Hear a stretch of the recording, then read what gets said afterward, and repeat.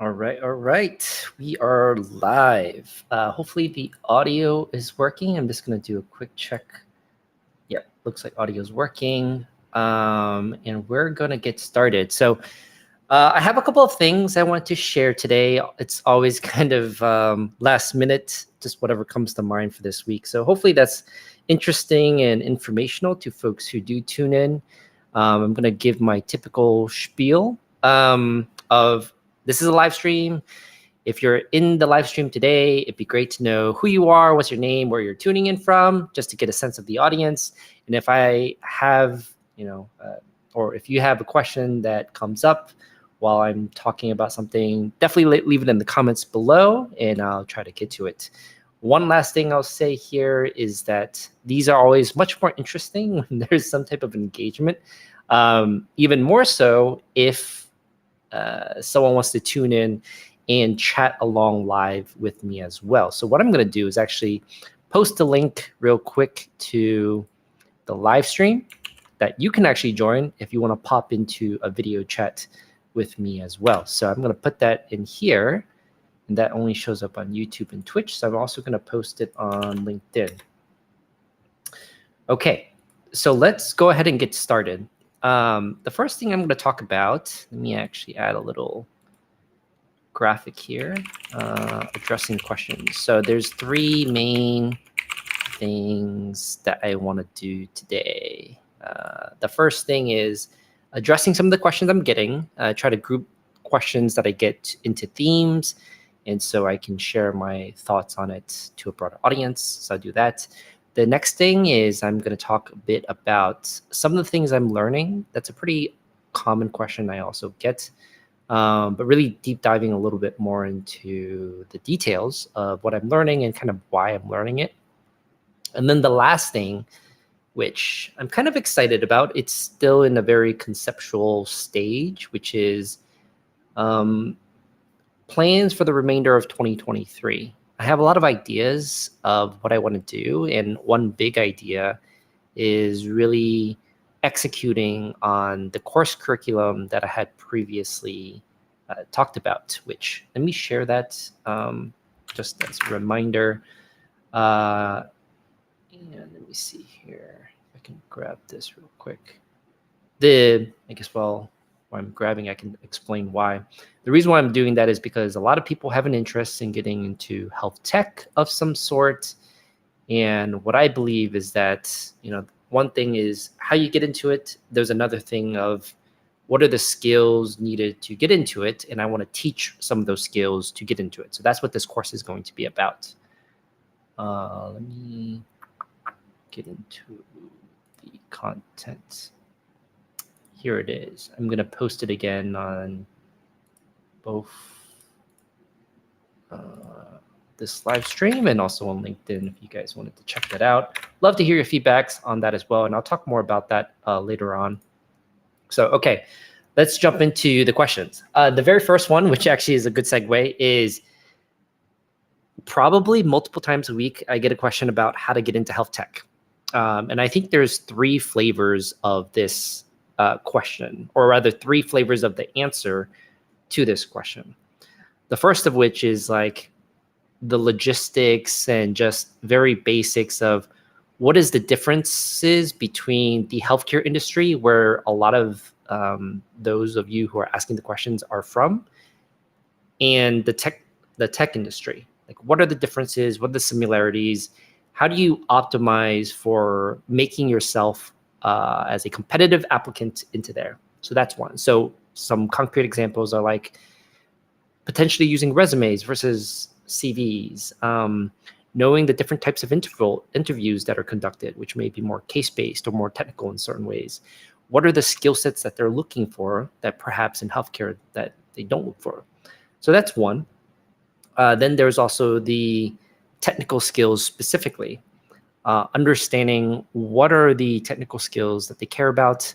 And then the other component is actually knowing the biomedical informatics skill sets, which includes clinical informatics, that folks in this area typically look for in health tech. So what I want to share here, and it's like a selfish plug, but I created it for this purpose, which is to address as many things as possible. Maybe I'll start with not the plug first, but rather plugging other folks. There is a lot of individuals in LinkedIn and the social media community that is creating content to teach a lot of clinical folks on how best to get into health tech. I would encourage you to check them out. They have a lot of great content. Some that come top of mind is Lauren Curtis. She's a product manager formerly at Amazon. She has a lot of content out there. There's also Zane. He has a lot of content. Definitely check him out. And then also Elizabeth, who is a pharmacist turned product manager at Redox. There's many more. Those are just 3 that come to mind right now. Definitely check out their content. They talk a lot about this. Now, just to plug my own stuff, is I created a course to talk about the logistics, which I will post in here. This is purely the logistics of like CVs, resumes, interviews, how do you prepare, things like that. It does not teach you the skills specifically to get into health tech. That doesn't exist for me right now. And then the other one, the other course that is, are the technical skills, which I'll post again over here. The first one is not free. The latter one is free. However, the former one, even though you have to pay for it, the very first hour of lecture is free. And I would probably encourage you all to check that one out. It talks a little bit more in depth about just basically getting into health tech from my perspective and what would make you a favorable applicant. So if you don't want to pay for it, just check out the free part. I think it's helpful. And still very applicable to this date. Okay, so that's kind of like the big question about how to get into health tech and some of the resources to check out. The next one is about product management.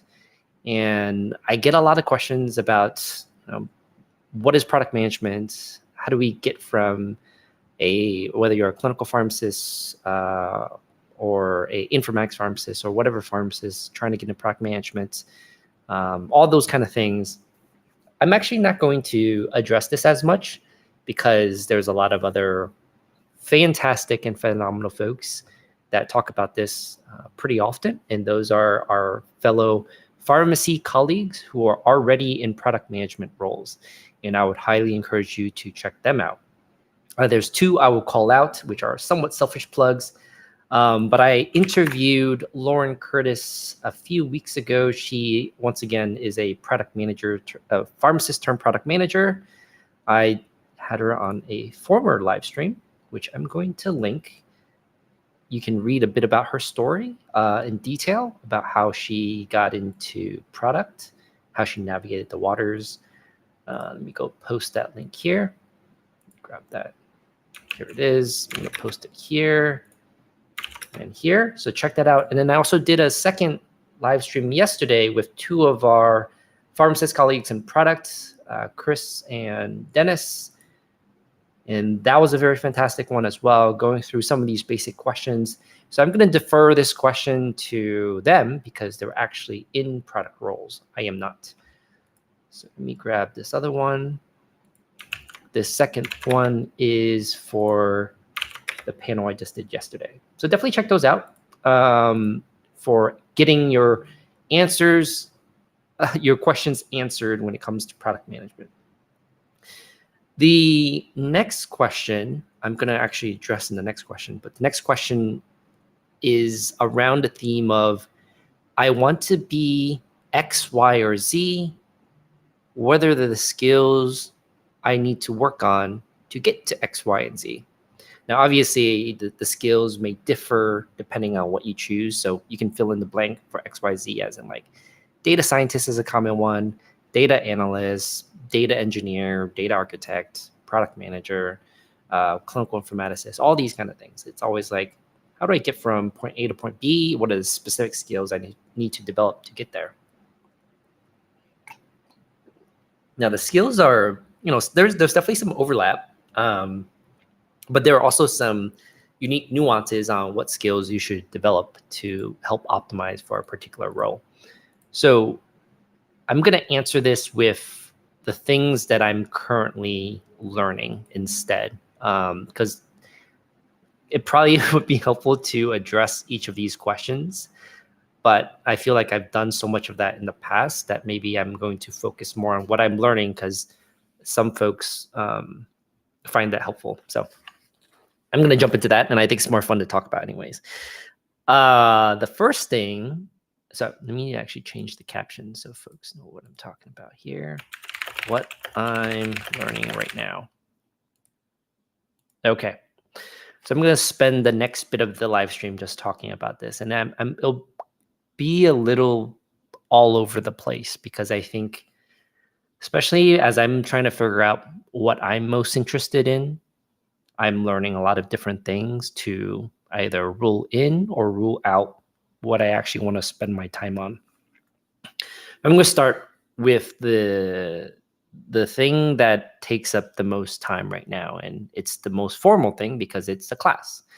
So the most formal thing I'm learning, or what I'm learning right now, is computational methods for image processing and analysis. And I've said that a few times in some of my former live streams. I'm just going to link the course here so folks have an idea of what I'm talking about. Let me grab that link.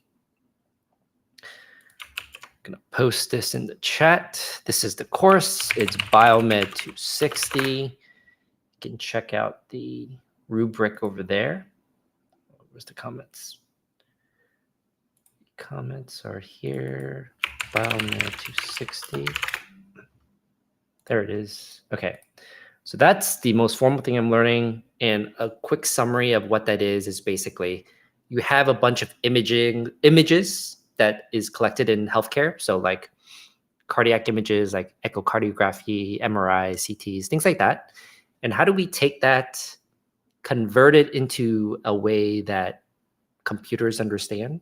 So this is where the computational methods come in. You convert it into like some piece of data.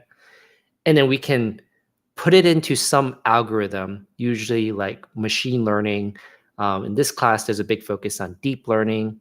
So we put it into some algorithm to predict something or do something. So some examples and applications of this is like you want to segment something. So if you have a CT of the abdomen, right? You want to segment the lungs or the heart because you want to do something about it. You can calculate the volume of it. You can see if it's working, if there's any type of abnormalities, things like that. There's a variety of things. So segmentation is one of the applications. The other one is classification, which is pretty common too. This is usually when you want to do something like, is a tumor that you find or mass in the CT or MRI, is it abnormal, as in like perhaps malignant, or is it benign? So it's like a classification problem. So those are like two very common examples, and the class goes through a lot of this stuff. And that's like the big summary of what this class is about. With that said, there are particular areas of the class that I'm focusing more on to get a better understanding of how to do these like computational methods. One example here is linear algebra. And I think, especially in this class, it's becoming very obvious that if you want to get good at machine learning, especially deep learning, linear algebra would be very helpful. I'm trying to figure out what the right balance here is, because I've mentioned this in some of my posts before, but coming from more of a clinical background, I don't want to get so deep into the weeds. Like I'm pretty deep now, but I don't want to get so deep that I venture too far away from the clinical side. And I think the value add that I have and the skill sets that I bring probably won't be as like great, if you will. So what I'm trying to do is figure out the right balance to learn linear algebra enough to the point I can do some basic deep learning algorithms and develop them on my own without jumping into all the mathematical proofs and stuff like that. That just kind of hurts my head. But in relation to this class, there are certain areas where it would be great to learn more of the math than less to do parts of it. So let me add some more context here. In this class, we work with a lot of pixels. Images are pixels. The pixels from a 2D image is pixels, but when we convert it to a 3D image, so usually like adding a time or temporal component, they become voxels. And so we work with pixels and voxels pretty often, and we usually use some type of like mathematical function that's usually drawn from linear algebra to calculate that outcome of interest. One example of this, and it's like a very simple example, is a method we use that's called thresholding. And this is where we separate a background from the foreground to do like something like segmentation. So like if you do a CT of like, again, the abdomen, and you want to like segment the lungs themselves are, or rather the area around them are lighter. The space, like the air, is darker. So you can apply this thresholding method that can look at the pixels and determine which one is air and which one's more of the lungs. And we can basically remove the pixels that are air and keep the ones for the lungs. So you can segment the lungs like that. That's just one example of that. So I'm learning about or digging deeper into the math in areas where we're doing something with it. I don't know if that made sense, but let's move on. The other piece, which is maybe more important in some ways, because I think this is going to be helpful to learn anything regarding machine learning, is just getting more hands-on with Python. So I think for those who may be watching, listening to informational type videos or reading informational blogs is great. But I think one of the ways, like, or one of the best ways to learn this stuff is by getting your hands dirty. And so what I'm learning right now also is just anything and everything I can use Python for. Whenever there's some type of problem or something I'm trying to learn more about, I try to think of if there is something I can insert Python into. So what I'm saying here is just getting more hands-on with Python. And a big component of that also is like learning the different libraries that are used in machine learning, for example, PyTorch or TensorFlow, and how I can use those libraries in Python to run various machine learning algorithms. Many of these are like, more or less the same type of processes. You get some data, you process it, you separate it into like a training, testing, validation group. You create your models, and then you train them, you evaluate them, or rather you train them, you predict them, and then you evaluate them, and then you have your results.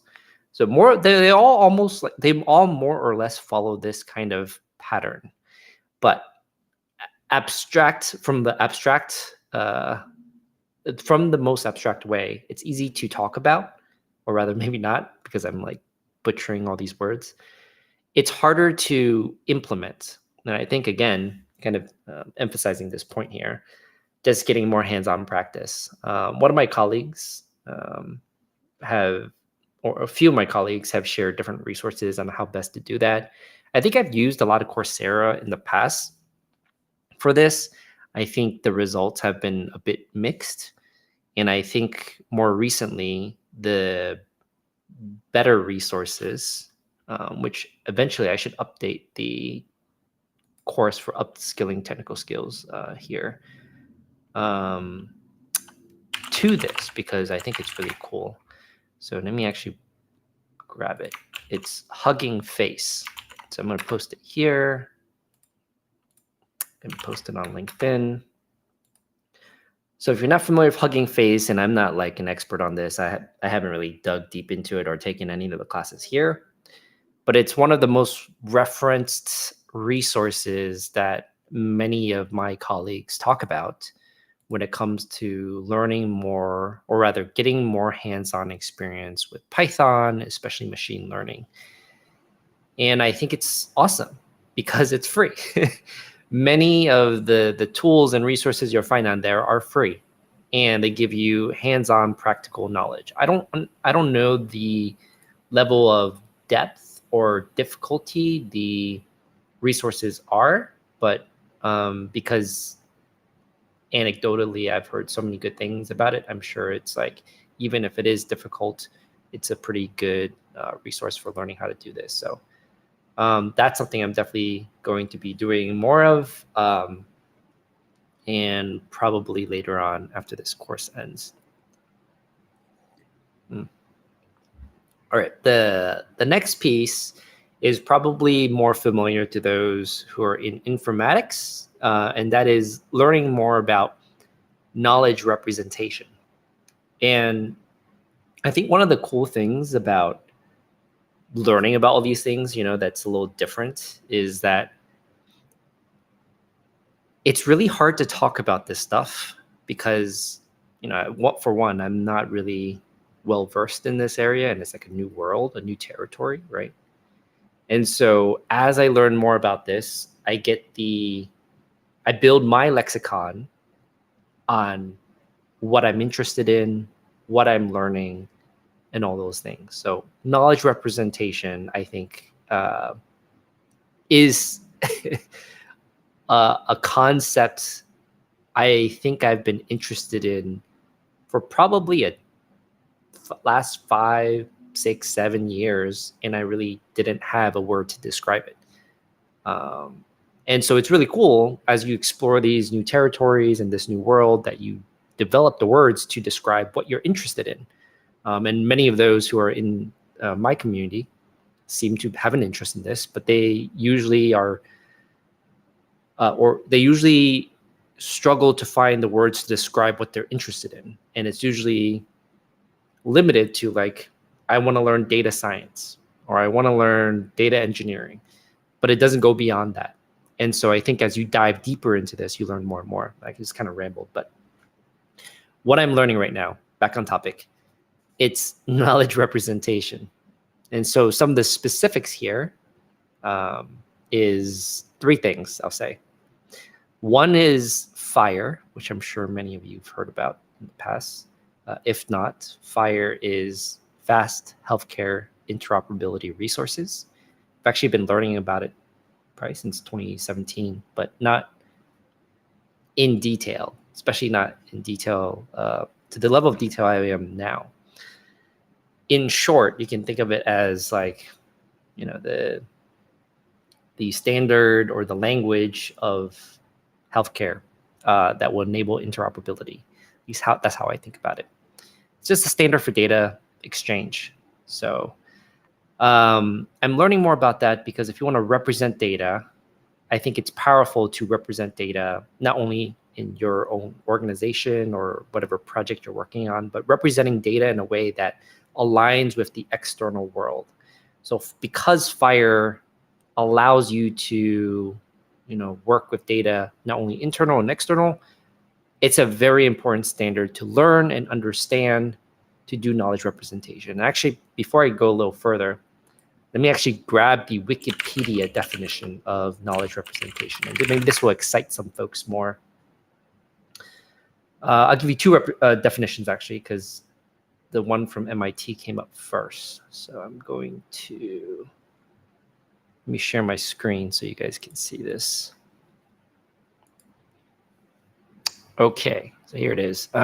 First definition, knowledge representation is most fundamentally a surrogate, a substitute for the thing itself used to enable an entity determined content. It's actually a little too abstract. Let me use the Wikipedia definition. Knowledge representation reasoning is the field of artificial intelligence dedicated to representing information about the world in a form that a computer system can use to solve complex tasks such as diagnosing a medical condition or having a dialogue in a natural language. Let me stop sharing. So why this is really cool and why I'm so interested in it is because I think this is an area where domain expertise really comes in handy.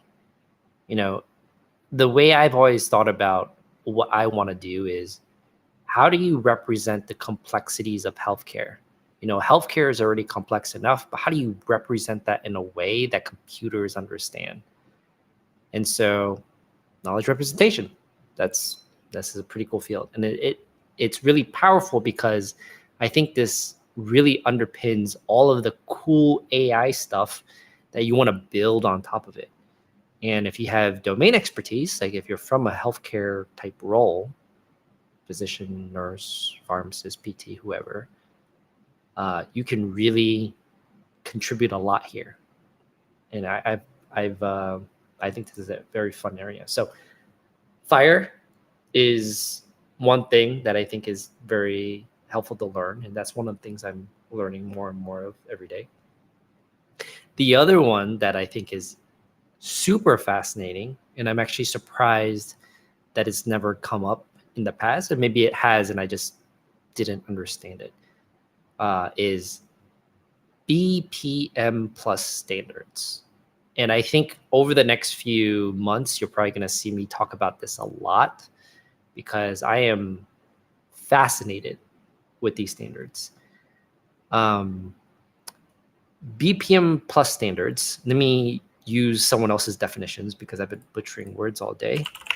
Let me see if I can do this. Or rather, BPM, let me just start by defining BPM. BPM is business process models. And they're used to represent just some type of process from like A, B to C kind of thing. But what's really cool is, I'll just explain on my own. What's really cool is, or rather, not what's really cool. It's like, how best to start this? I'll describe it this way. When you're in the hospital, you're a healthcare provider. We need to figure out how to treat bilateral pulmonary embolism. What do? We go and search for the guidelines for that. We want to manage type 2 diabetes. What do? We go and search for the guidelines and do that. Why is it so difficult to go pull some central repository of these guidelines that can be imported into our, let's say, EHRs or whatever system we're using, and have it all standardized and be represented? So we don't have to read the guideline. Oh, I shouldn't say, we should read the guidelines anyways, but the algorithms in those guidelines, there's different flow charts, there's different decision trees, those can be computable. Why are those not more computable? Why do we always have to reinvent the wheel whenever we're building and implementing it in the EHR? Now, obviously, that's a oversimplified question. There are many reasons why you wouldn't do that. But it's very interesting to think about how we can do a better job of getting these clinical practice guidelines into a computable form. And not only that, being able to share that. And that's the whole essence of these BPM plus standards. So I should be more specific here. It's BPM plus health. And actually, I should use should describe it using their website because it's much more better. Let me see. Yeah, let me share my screen again. There we go. So you can search this, BPM plus health. BPM plus health, it's a relatively new initiative. And basically what they're doing is they're trying to take clinical practice guidelines and turn them into, or model them in a way that's computable. And specifically, it's BPM plus health. The BPM standards have existed for a while. BPM plus health is like, I think 2019. And specifically, it's 3 model notations. BPMN, which represents different processes. Like again, for example, before you administer an antibiotic to a patient who's septic, you want to collect blood cultures. So that's a process. DMN is a decision model. So you model decisions. So it's like if a patient has Pseudomonas, you should use something like cefepime, which covers Pseudomonas. That's a decision. And then there's CMMN, which are modeled like their cases and fit the event, condition, action type thing, where it's like you're not sure what would happen, but in the case something happens, so let's say the patient has sepsis, but it becomes septic. It is septic shock in this case. Then we have specific therapies and stuff that we want to follow because of that. These three standards collectively make up what is known as the BPM Plus.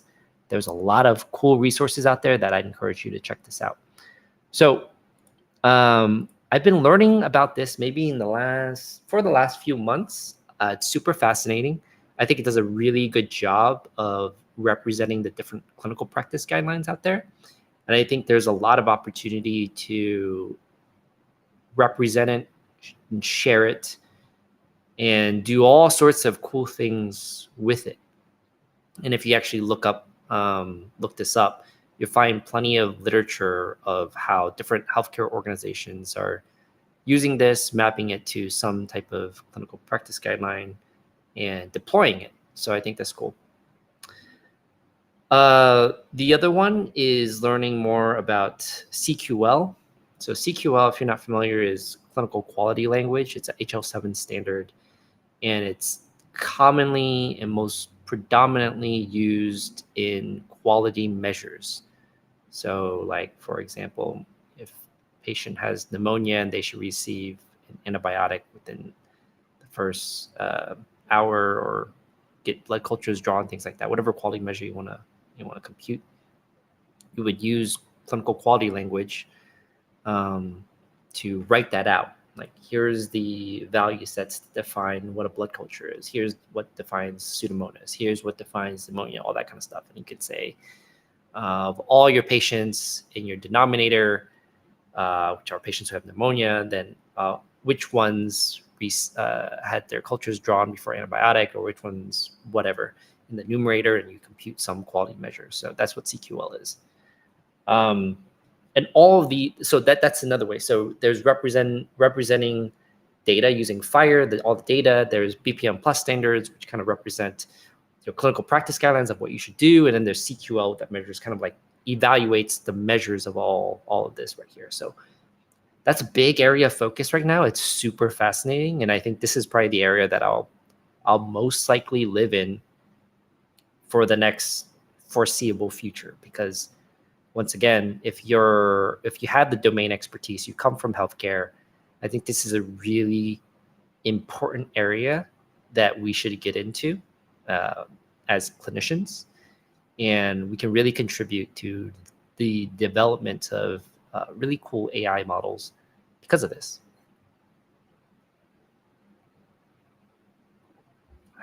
Okay, so I probably rambled enough about that. The next thing I'm learning about, and it's like in very small spurts, but definitely very important, is learning more about how to actually deploy EHR integration. So obviously, most of the US, like most, if not all, is on some type of electronic health record or some type of electronic system, right? So if you want to be able to impact care to some extent, you probably need to be able to integrate or interact with an EHR. So EHR integration is really important. And especially now, not being in the hospital side, rather outside of the hospital, I think it's really important to be able to integrate back to the EHRs to do a variety of things, notably like some type of decision support. So what I'm learning in this case is CDS hooks and Smart on FHIR. Over the years, I've definitely looked into them, read about them. Like, I understand the conceptual theory, right? CDS hooks is actually in the 21st Century Cures Act. It's also a HL7 standard. but the whole main premise behind CDS hooks is there's like a hook in the EHR. So if you guys are familiar with Epic, Epic has these BPAs. BPAs, best practice advisories, BPAs trigger on some type of triggering action, like entering an order, discontinuing an order, clicking on a navigator, whatever. There's like some triggering action that happens, right? And you can actually translate this to hook. This is where the CDS hooks comes in. When that action happens, you can trigger a hook pattern, and that hook pattern is what calls or goes out to this external third party. This is the integration, and retrieves what they call like a service. You think of it like decision support, like a clinical decision support service. So whatever that may be. Let's say it's something simple like calculating the loading and maintenance dose of vancomycin. So whenever a provider, for example, whenever a provider is ordering vancomycin, it will trigger a CDS hooks pattern because they're placing that order. The details of the patient, the medication, or whatever other like pieces of information that's needed will get passed to the CDS service via that hook pattern. That third party, which could be some vendor, calculates what is needed based on the information provided. So the maintenance and loading dose, things like that, calculate it and pass that back to the EHR using these CDS cards. That's CDS hooks. So if you want to learn about EHR integration, you need to learn CDS hooks. Now, what's related to that is if you need the clinician to interact in some way with this whole service, you then need to learn Smart on Fire. Smart on Fire is the ability to is basically applications, like some app. Think about like the apps on a smartphone. If you need the provider to select something, maybe you have these are like very poor examples, but let's say there's like multiple ways to administer a maintenance and loading dose. Maybe one based on ideal body weight, actual body weight, and then their dosing weight of some sort.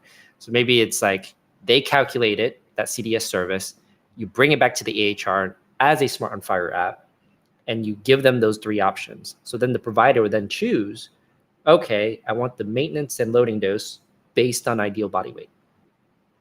That will be deployed via a Smart on Fire app because you have to do some type of, you need to do some type of input. So that is something I'm learning more about. I've been like in and out of this for the last few years, and yeah, it's very interesting, but probably low on the priority compared to some of these other things on my list. The last thing, or actually, I'll say two more things here before I move on to the last part of the live stream, which is what I'm learning right now is API calls. So I've gotten pretty comfortable over the last few months, I think it's now, where I've started to use APIs a lot more. Well, actually, not even the last few months. It's probably been the last year or two. I think I've been talking about APIs for years, but I never really understood how to use them, how to interact with them. And slowly but surely, just like trying out its API. The easiest way is using Postman. It's a web-based API tool that you can use to interact with an API. So I think one of the first ones I interacted with was like YouTube's API. So you can retrieve all the data from YouTube analytics for whatever by using their API. So it's really cool. But in a nutshell, every single time there's some type of data need, and obviously there's always some type of data need, I see if there's an API. So let's give an example that's more tangible to the healthcare folks out there. In a typical hospital, right, you have value sets. If you're an Epic, we know these are like groupers, but every single EHR has some type of concept of a grouper, right? So we'll use a more common example of CMS. CMS has a bunch of electronic clinical quality measures, and these are value sets that they define. So it's like patients who have, let's say, heart failure need to be prescribed a ACE inhibitor and beta blocker, right?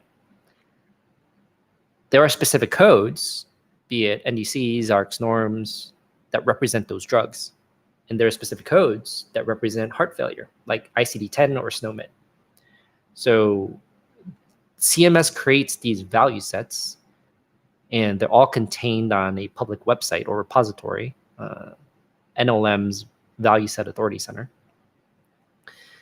And they're all retrievable by an API, which is super cool. So in my past life, what I would typically do, or I think what most people would do, right, is like, okay, we have some quality measure. We need to go on that website, like let's say CMS or AHRQ or whatever quality committee organization. They define it, and we go look that up, and then we build that into our AHR. If you have an API, you can just retrieve it pretty easily because it's, I don't know, it's an API. It's, I don't know how to explain it. It's much more automatic than manual. You know, there's no typos, there's no spelling errors. You can automate it. You can do so many things with it when you have an API. But what you can do is, let's say, instead of doing that, you can write a very basic API that can take minutes, especially with something like ChatGPT, and say, hey, every month, grab all the value sets from CMS using this API. And it will load all your spreadsheets that you can then use to populate into your AHR. So it's just like a very basic example of that. And so what I'm going back to, like what I'm learning is like every single time there's something related to data, and it's not always related to healthcare.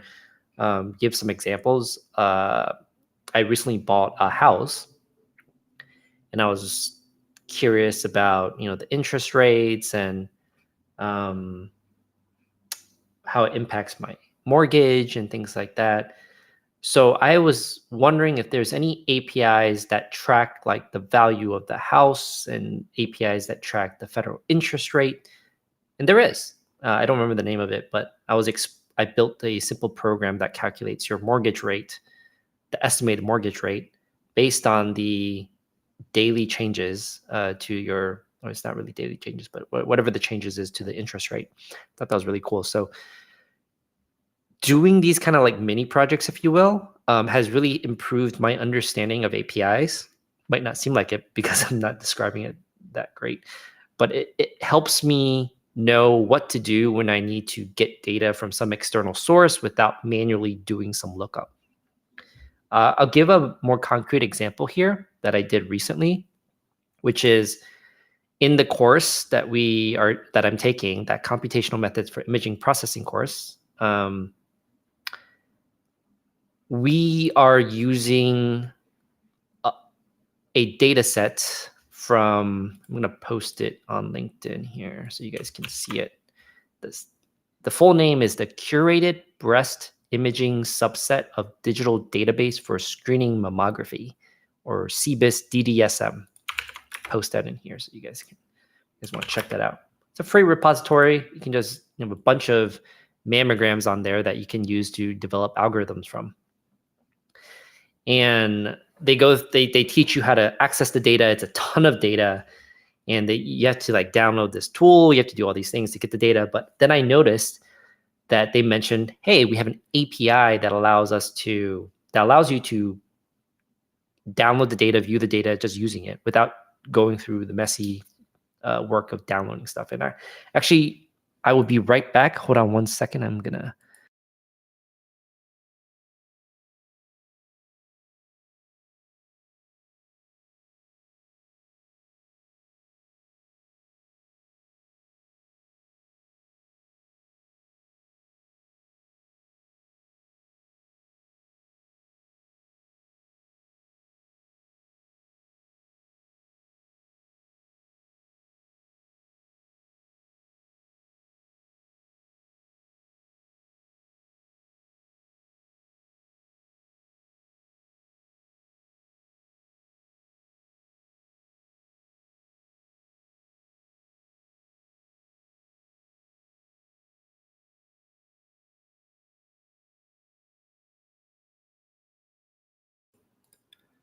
All right.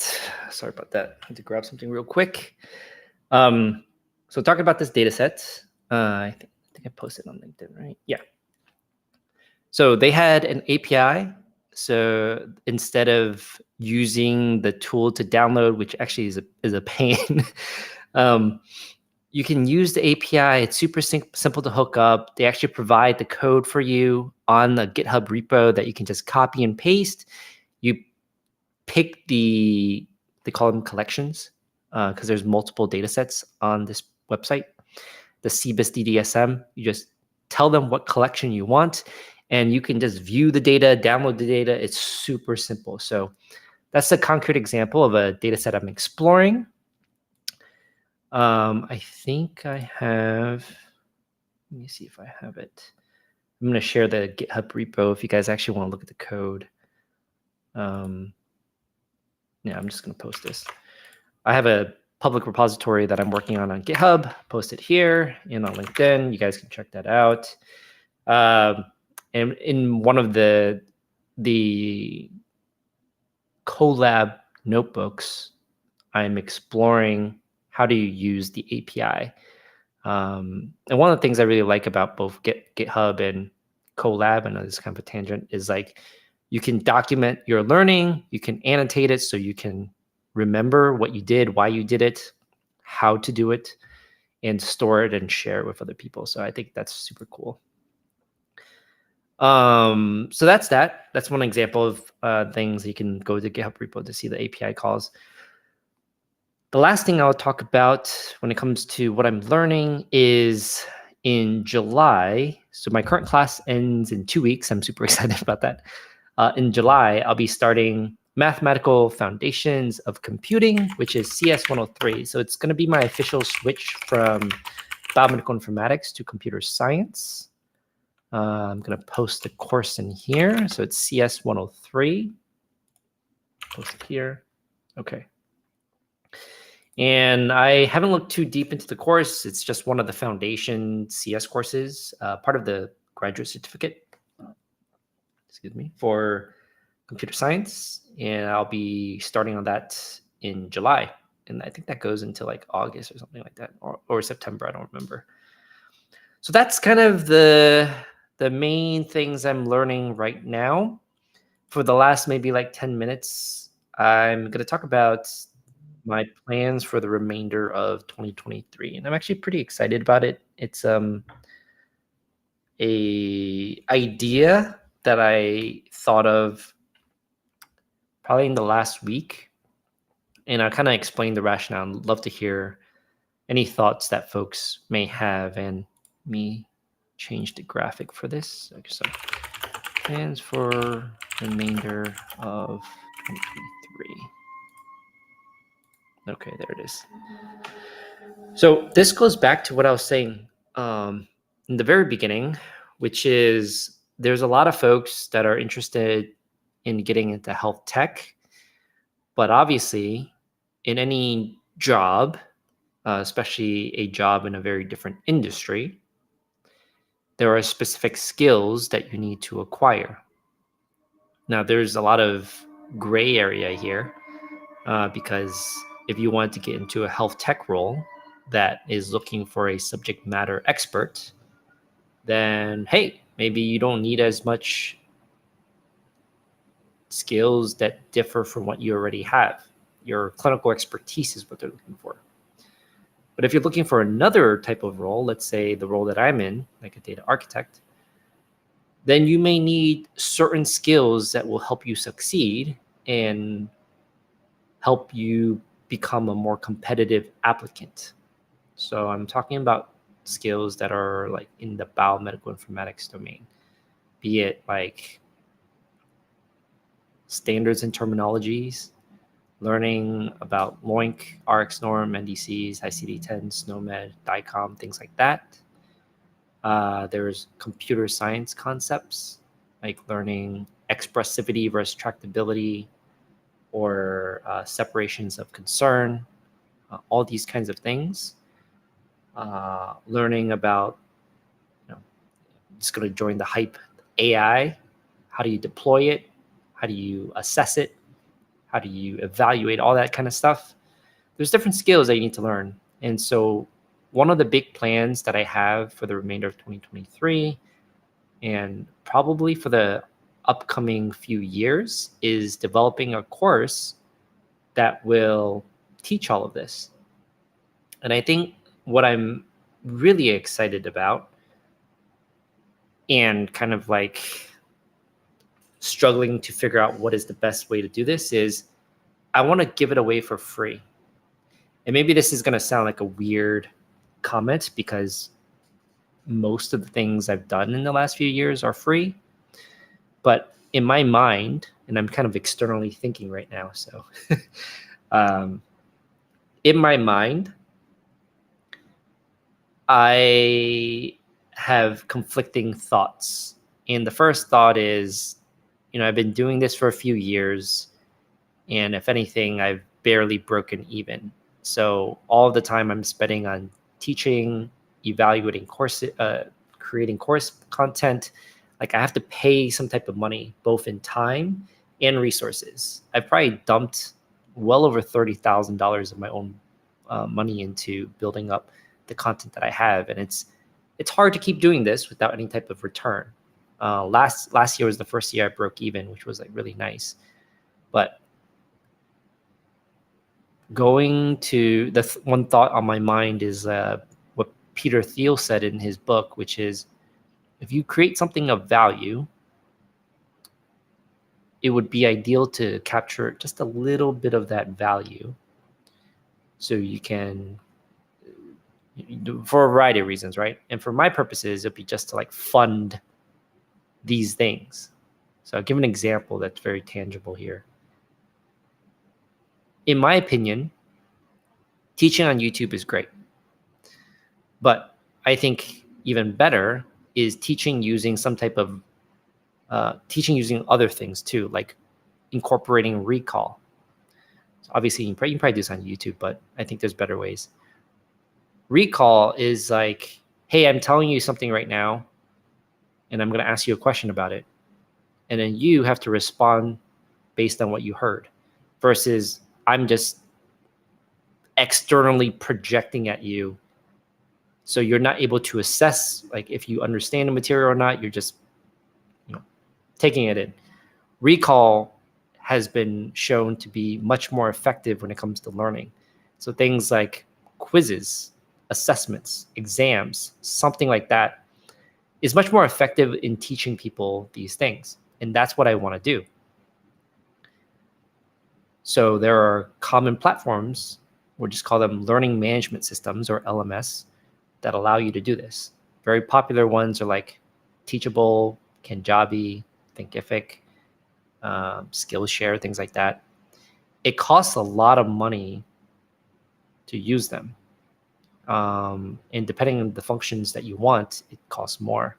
So the one that I would like, which gives like assessments, tailored exams, certifications that you completed the course, costs $80 a month from Thinkific, which I don't know how much that is in a year. Let's say multiply by 10, it's like $800.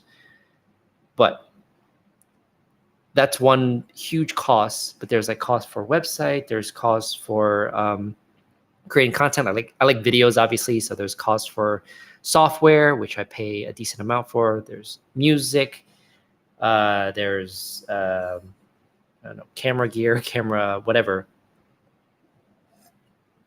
All I'm saying is like what has been circling through my mind is if I'm to create content and hopefully be able to scale it at some point, I need to find a way to capture some amount of value that can fund these things. On the flip side, I really believe that education should be free and it should be very much accessible to everyone that wants to learn. So this is such a long-winded way of saying all this stuff. What I want to do is create this whole course and put it all on YouTube for free. But I want to, my idea right now is to create like three structures for this so I can capture some value if possible. So what I'm thinking is the first one is free. No matter, every single piece of content I create is free and accessible on YouTube. So if you have an internet connection, you can watch everything that I create for free.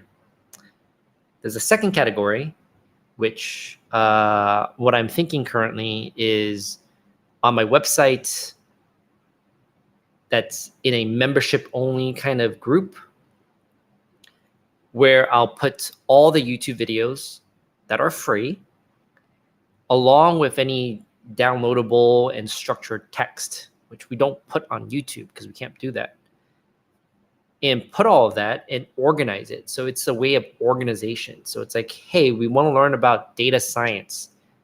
Yes, on YouTube, you can structure a playlist that teaches you that.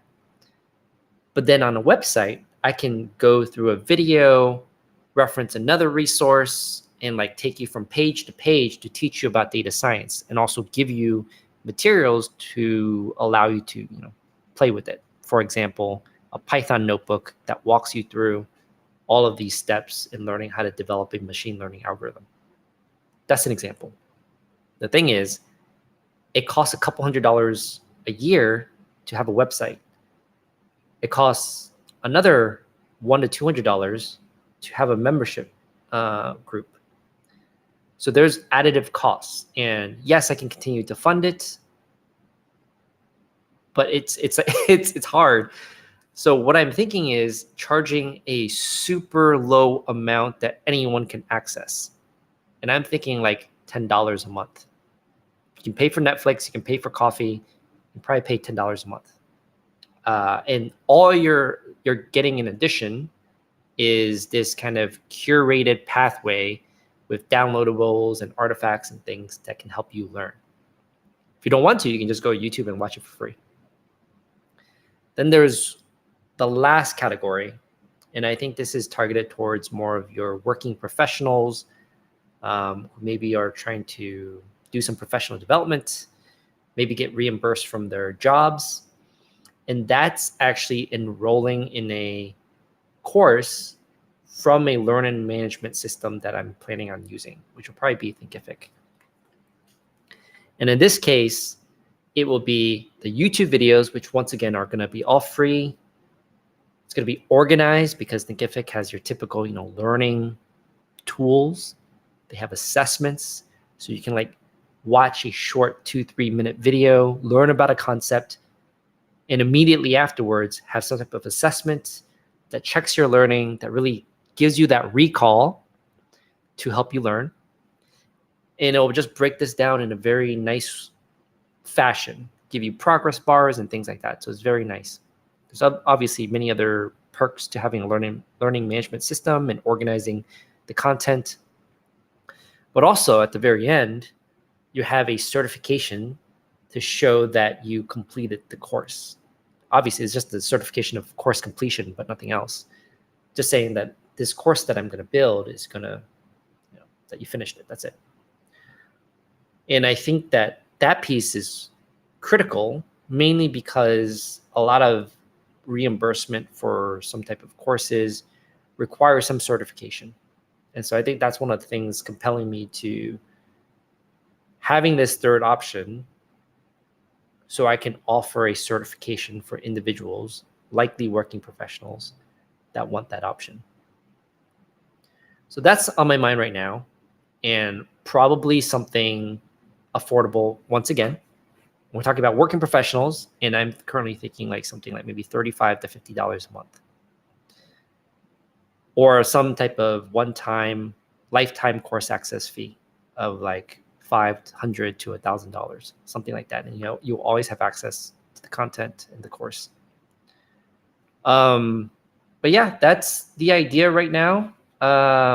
We'll see where that goes. I'm still in the process of working through that, and would love to hear any thoughts you guys have. I know a few of you have messaged me about what you would like to see more of, what I can add to the course, but please keep them coming. Let me know what you would like to see, and I'll plan to create that. They will always start on YouTube. If it's a video, I'm going to try to put everything in video, so it'll be free. You can access it. Just go to my YouTube page, and you can always just watch what I'm creating for free.